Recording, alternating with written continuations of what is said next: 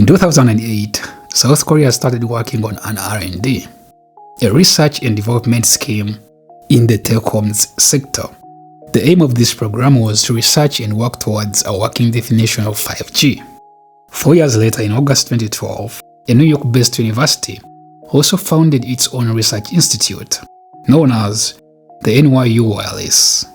Just like the South Korean R&D project, NYU Wireless had similar intentions as an innovative academic research center with a focus on 5G and beyond wireless research.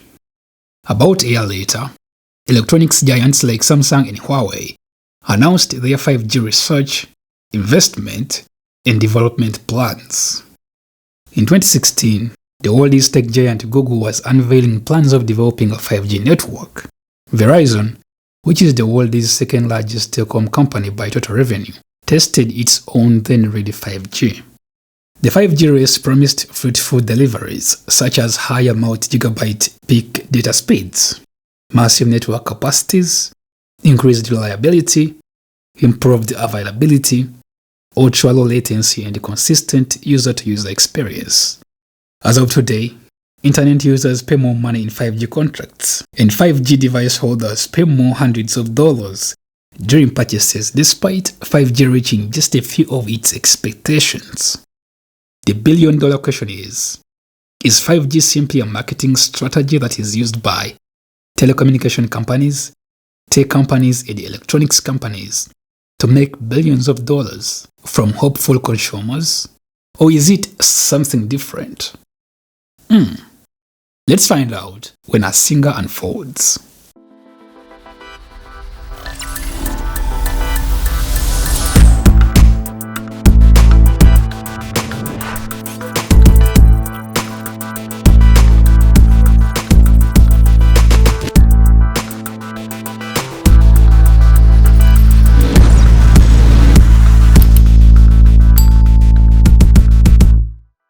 Now, throughout this video, you'll get more answers to several questions surrounding 5G, so make sure to watch until the end. That being said, buckle up. Let's kick off things by understanding what 5G really means. In very simple words, 5G is the 5th generation mobile network, which, at the time of making this video, is the bleeding-edge global wireless standard after 1G, 2G, 3G, and 4G.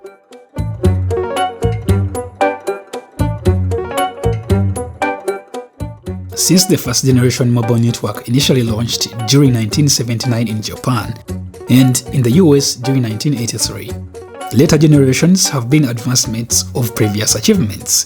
And so, let's look at the most obvious differences between the previous generations of mobile networks and the most recent one, which is 5G.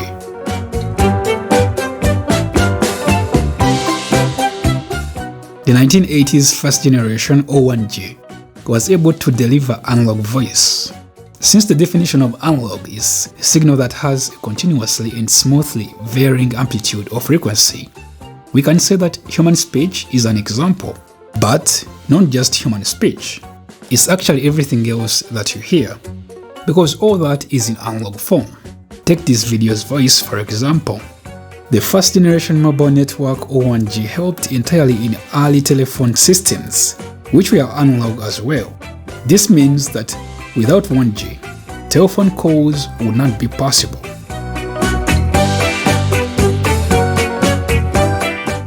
As much as 1G networks made voice calls possible, reliability and signal interference issues made this achievement seem mediocre.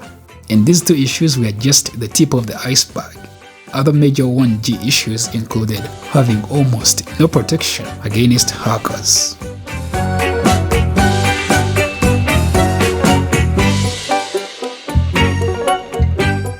In order to have better experiences and probably solve 1G issues, Finland later launched the second generation cellular network, also known as 2G, in 1991. This introduced digital voice, for example, code division multiple access. As the term implies, CDM is a form of multiplexing, which allows numerous signals to occupy a single transmission channel while optimizing the use of available bandwidth.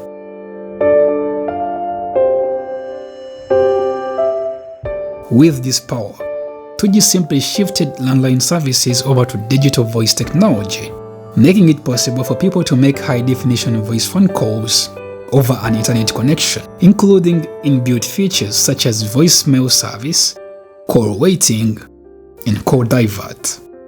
2G was simply the medical care of 1G. It's more than 25 times faster than 1G. It supports data services for mobile in form of SMS texting messaging. It can digitally encrypt data and voice signals while providing voice and digital communication services. Despite its capabilities, 2G was still weaker, with average speeds of just 100 kilobits per second. The good thing was, a solution to better speeds was already in works, and during October 2001, the third generation mobile network was made available in Japan.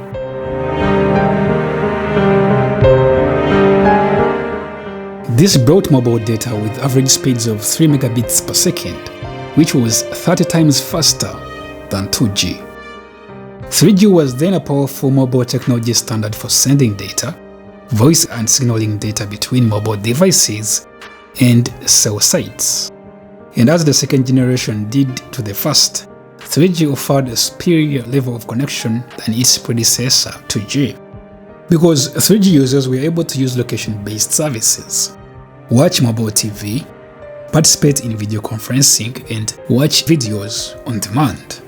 After 3G made all that possible, telecommunication companies, tech giants, and electronics companies could not settle for less.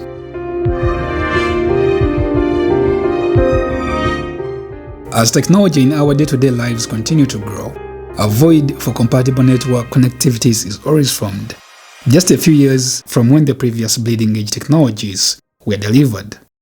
Such transitions call for new inventions or advancements to provide newer technologies that can better serve new demands.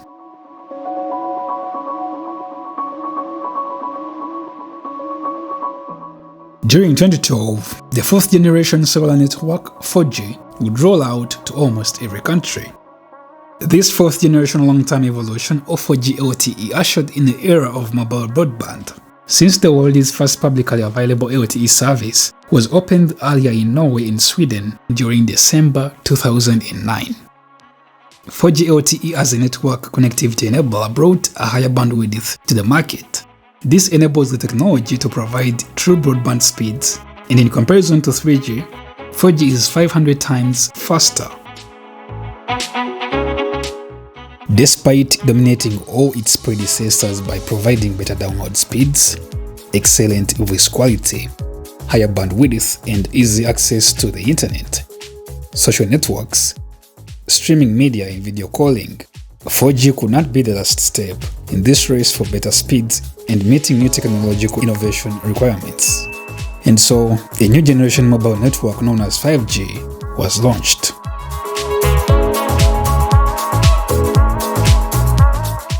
For me, there might not be a specific date attached to when 5G was made, because if you take a closer look at all this, 5G is just the state of the art 1G. And why am I saying all this? You see, all the previous cellular network generations, 1G, 2G, 3G and 4G, all led to 5G, which is designed to provide more connectivity than was ever available. I don't think it's wrong to say that 5G is a unification of all its predecessors, but with a more capable AI interface, designed with an extended capacity to enable next-generation user experience, empower new deployment models, and deliver new services.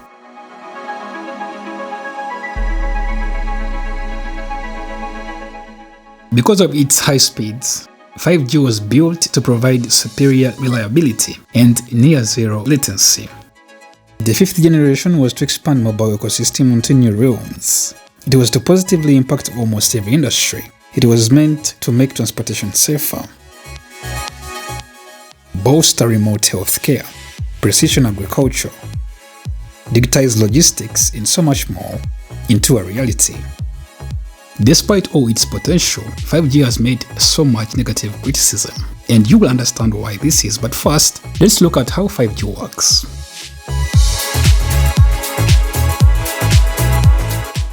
This mobile generation is pretty much based on orthogonal frequency division multiplexing, or FDM, which is simply a modulation method that can inflict a single digital signal across multiple different channels to reduce interference, while enabling more efficient data bandwidth. OFDM makes it possible for 5G to use smaller but higher frequency radio waves known as millimeter waves that can send signals which can carry more energy. That is why in 4G, where these frequency radio waves weren't used, the maximum speed was around 100 megabits per second.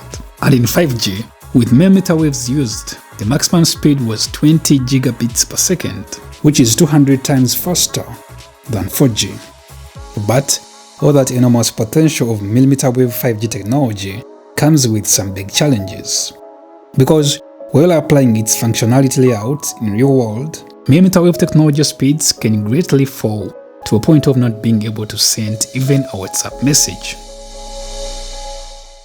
This alteration depends on a number of reasons. For example, the range of distance between the users in 5G cell towers, signal blockers in between the user and the signal sources such as buildings, trees, and proximity.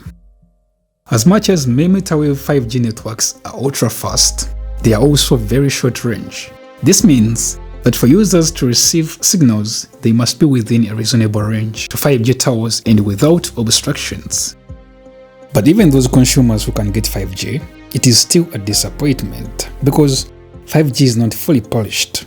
Yet, devices which support this technology are more expensive and 5G contracts are pricey compared to 4G contracts. The random question here is 5G a complete fiasco? I personally bought a 5G phone more than a year ago, and I paid a few more hundreds of dollars for this feature, but honestly, there has been no day that I noticed any differences with my mobile internet experience. In fact, a lot of users worldwide don't see any benefits of 5G, and judging by the responses, a wobbly signal seems to be the most common reason to disabling 5G. By the way, if you're still watching to this point, it might be because you are getting some value from this video. So please subscribe to help the channel grow. Thank you. Now, to the question about companies using 5G as a marketing strategy to make billions of money and not delivering. On the one side, I think that is exactly what's happening, because the same companies like Qualcomm, Samsung, Nokia, Verizon and others that are delivering mobile network generation technologies are the same companies that are selling us expensive 5G supported devices, such as smartphones, and also the same companies that sell us expensive 5G contracts and relatable technology hardware.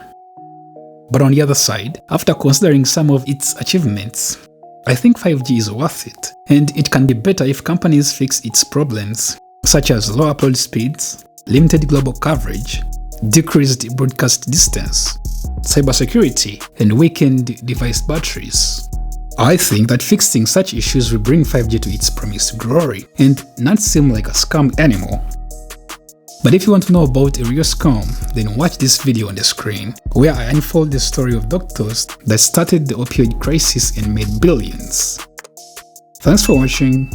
I'll catch you again soon.